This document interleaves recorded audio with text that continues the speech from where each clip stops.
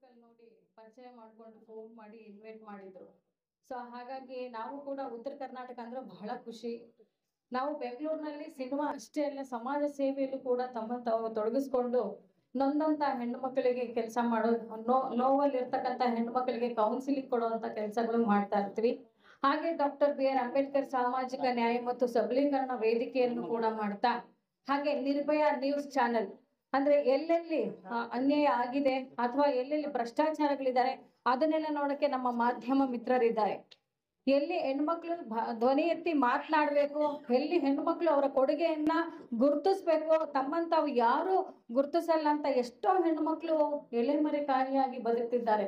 ಅಂತ ಒಂದು ಕಾಲದಲ್ಲಿ ಇರ್ತಕ್ಕಂಥ ನಮ್ಮ ಈ ಒಂದು ಮಹಿಳೆಯರನ್ನ ಗುರುತಿಸೋದಕ್ಕೆ ಅವರವರ ಏನೆಲ್ಲ ಸಾಧನೆಯನ್ನ ಗೈದಿದ್ದಾರೆ ಅಂತ ಒಂದು ಭಾವಚಿತ್ರ ಆಗಿರ್ಬೋದು, ಒಂದು ತುಣುಕು ವಿಡಿಯೋ ಆಗಿರ್ಬೋದು, ನಮ್ಮ ನಿರ್ಭಯ ನ್ಯೂಸ್ ನಲ್ಲಿ ನಾವು ಮಾಡ್ತಿರ್ತೀವಿ. ಹಾಗೆ ಪ್ರತಿ ಶನಿವಾರ ಬೆಳಗ್ಗೆ ಹೊಸ ಬೆಳಕು ನೊಂದ ಮನಸ್ಸುಗಳ ತೆರೆದ ಪುಟ ಅಂತೇಳಿ ಒಂದು ಕಾರ್ಯಕ್ರಮ ಕೂಡ ನಡೆಸ್ಕೊಡ್ತಾ ಇದ್ದೇವೆ. ಹೀಗಿರುವಾಗ ಯತ್ರ ನಾರ್ಯಸ್ತು ಪೂಜ್ಯಂತೆ ರಮಂತೆ ತತ್ರ ದೇವತಃ, ಎಲ್ಲಿ ಹೆಣ್ಣನ್ನ ಪೂಜ್ಯ ಭಾವನೆಯಿಂದ ನೋಡ್ತಾರೋ ಅಲ್ಲಿ ದೇವತೆಗಳು ನೆಲೆಸಿರ್ತಾರೆ ಅನ್ನೋ ಭದ್ರ ಬುನಾದಿ ಮೇಲೆ ನಾವಿವತ್ತು ಬದುಕ್ತಾ ಇದ್ದೀವಿ. ಆದ್ರೆ ಇವತ್ತು ಹೆಣ್ಮಕ್ಳ ಮೇಲೆ ಆಗ್ತಾರೋ ಅತ್ಯಾಚಾರ ಆಗಿರ್ಬೋದು, ಹದಿಹರಿಯದ ಹೆಣ್ಣು ಮಕ್ಕಳು ಪುಟ್ಟ ಮಕ್ಕಳ ಮೇಲೂ ಕೂಡ ಅತ್ಯಾಚಾರಗಳನ್ನ ನಾವು ನೋಡ್ತಾ ಇದ್ದೀವಿ. ಇದಕ್ಕೊಂದು ಸರಿಯಾದ ರೀತಿ ಇವಾಗ ಏನೋ ಒಂದು ವರದಕ್ಷಿಣೆ ಪಿಡುಗು ಅನ್ನೋದು ಬಂತು, ಹೀಗೆ ಬಾಲ್ಯ ವಿವಾಹದ ಪಿಡುಗು ಅನ್ನೋದು ಬಂತು.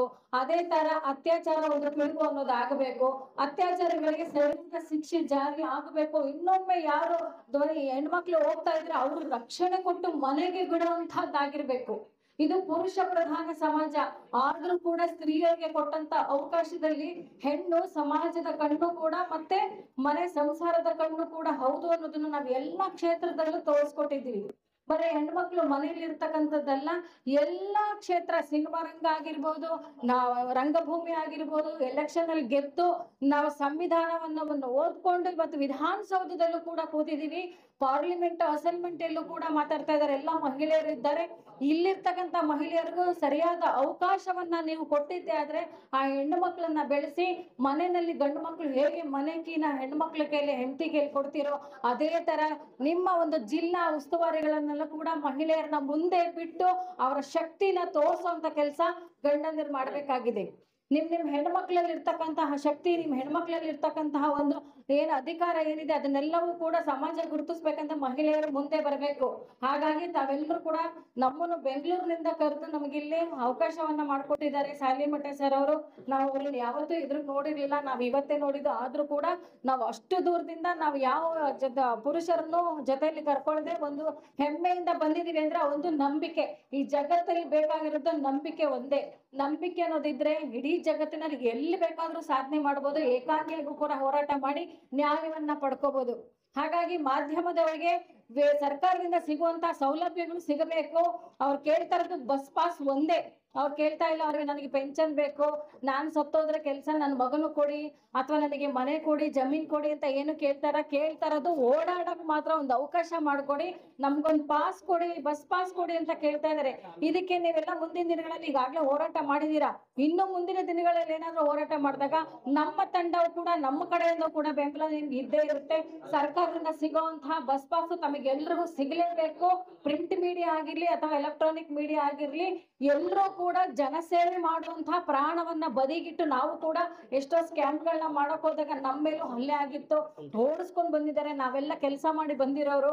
ಹಾಗಾಗಿ ಮಾಧ್ಯಮದವರ ಕಷ್ಟ ಏನು ಅಂತ ಗೊತ್ತು. ಪತ್ರಕರ್ತರು ಒಂದು ಅಕ್ಷರ ಪದ ಬಳಕೆ ಆದ್ರೆ ಮನೆಗೆ ನುಗ್ಗಿ ಹೊಡಿತಾರೆ, ಫೋನ್ ಮಾಡಿ ಬೆದರಿಕೆ ಹಾಕ್ತಾರೆ. ಇಂಥದ್ನೆಲ್ಲ ನಾವು ಆಚೆ ಹೇಳ್ಕೊಳಕ್ ಆಗಲ್ಲ. ಯಾಕೆಂದ್ರೆ ನಿಮ್ಮ ಕಷ್ಟನ ನಾವು ತೋರ್ಸೋವಾಗ ನಮ್ಮ ಕಷ್ಟನ ನಾವೇ ನುಗ್ತಾ ಇದೀವಿ.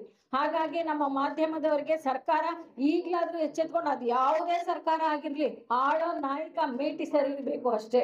ಹಾಗಾಗಿ ಮಾಧ್ಯಮದವರಿಗೆ ಒಂದು ಅಂಗ ಅಂದ್ರೆ ಸರ್ಕಾರದಲ್ಲಿ ಒಂದು ಭಾಗ ಆಗಿರ್ಬೇಕು. ಮಾಧ್ಯಮದವರಿಗೆ ಸಿಗುವಂತ ಗೌರವ ಪ್ರತಿ ಒಬ್ರು ಕೂಡ ಗೌರವ ಕೊಡ್ಲೇಬೇಕು. ಇವಾಗ ಹುಬ್ಳಿಲಿ ಏನಾಯ್ತು ಅಂತ ಬೆಂಗಳೂರಿನವ್ರಿಗೆ ಗೊತ್ತಿಲ್ಲ, ಬೆಂಗಳೂರಲ್ಲಿ ಏನ್ ನಡೀತಾ ಇದೆ ಅಂತ ಹುಬ್ಳಿಯವ್ರಿಗೆ ಗೊತ್ತಿಲ್ಲ. ಅದನ್ನ ತಿಳಿಸೋದೇ ನಮ್ಮ ಮಾಧ್ಯಮದವರು. ನಮ್ಮ ಕಣ್ಣುಗಳು ಎಷ್ಟು ಇಂಪಾರ್ಟೆಂಟ್, ಮಾಧ್ಯಮ ಅದಕ್ಕಿಂತ ಇಂಪಾರ್ಟೆಂಟ್ ಅಂತ ಹೇಳಕ್ ಇಷ್ಟಪಡ್ತೀನಿ. ಇನ್ನೆರಡು ಮಾತುಗಳನ್ನ ಕೊಟ್ಟಿದ್ದಕ್ಕೆ ಧನ್ಯವಾದಗಳು. RTV ಕನ್ನಡ ಚಿನ್ನದ ನಾಡಿನ ಕನ್ನಡಿಗರ ಧ್ವನಿ ನಮ್ಮ ಚಾನೆಲ್ ವೀಕ್ಷಿಸಿದ ನಂತರ ಲೈಕ್ ಮಾಡಿ, ಶೇರ್ ಮಾಡಿ, ಸಬ್ಸ್ಕ್ರೈಬ್ ಮಾಡಿಕೊಳ್ಳಿ. ರಾಯಚೂರು ಜಿಲ್ಲೆಯ ಪ್ರತಿನಿಧಿ ಶ್ರೀನಿವಾಸ್ ಮಧುಶ್ರೀ, ಹಟ್ಟಿ ಚಿನ್ನದ ಗಣಿ. ಧನ್ಯವಾದಗಳು.